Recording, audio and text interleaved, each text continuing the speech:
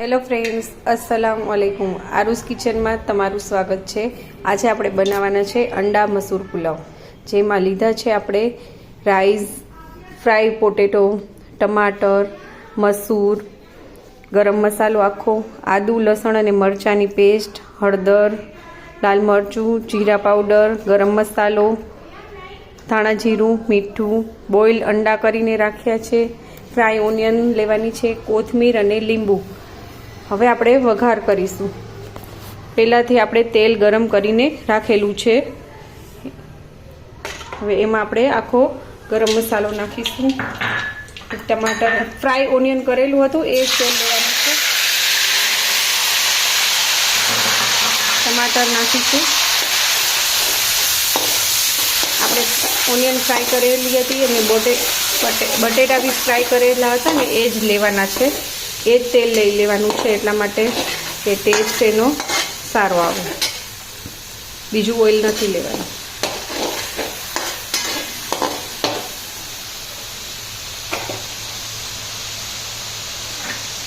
આદુ લસણ અને મરચાંની પેસ્ટ નાખવાની છે. નમક સ્વાદ અનુસાર, મીઠું નાખવાનું છે. ગરમ મસાલો, હળદર, લાલ મરચું, ધાણા જીરું,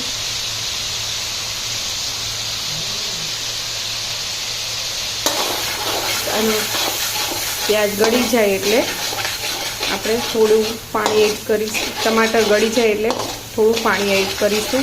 પછી આપણે એમાં બિરસ્તો એડ કરવાનો છે, જે આપણે કરીને રાખ્યો છે. આપણો મસાલો પકડી ગયો છે. થોડું પાણી એડ કરીશું.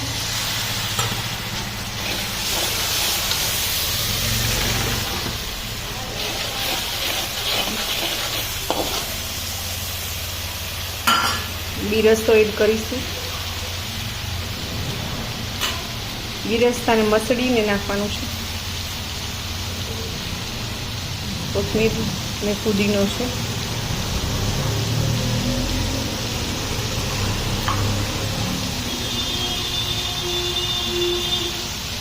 અડધું લીંબુ એડ કરવાનું છે.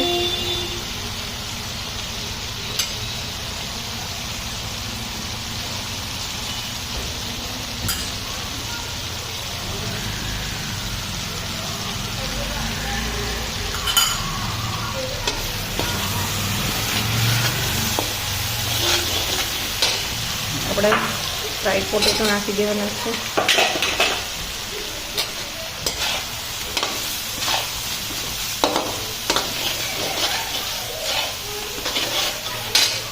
મસૂર નાખવાના છે.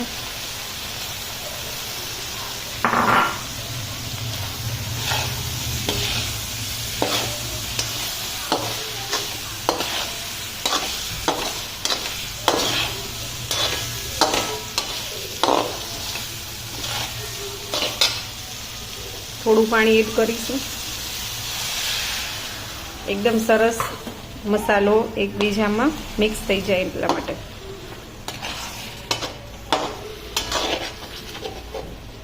હવે આપણે બોઇલ અંડા બી નાખી દેવાના છે. જેને એકદમ સરસ મિક્સ કરી અને કોલસાનો ધુંગાર કરવાનો છે મસાલાનો.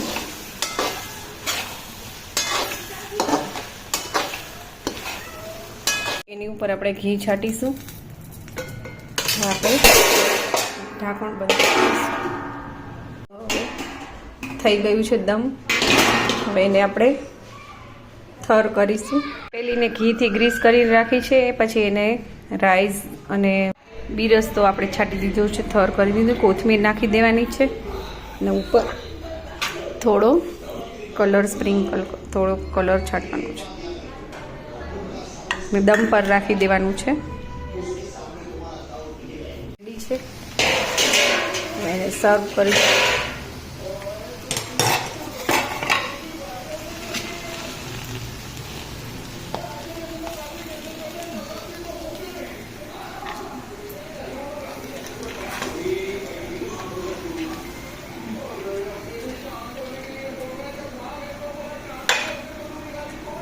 કોથમીર નાખીને ગાર્નિશ કરીશું. પસંદ આવે તો લાઈક શેર અને સબસ્ક્રાઈબ કરજો.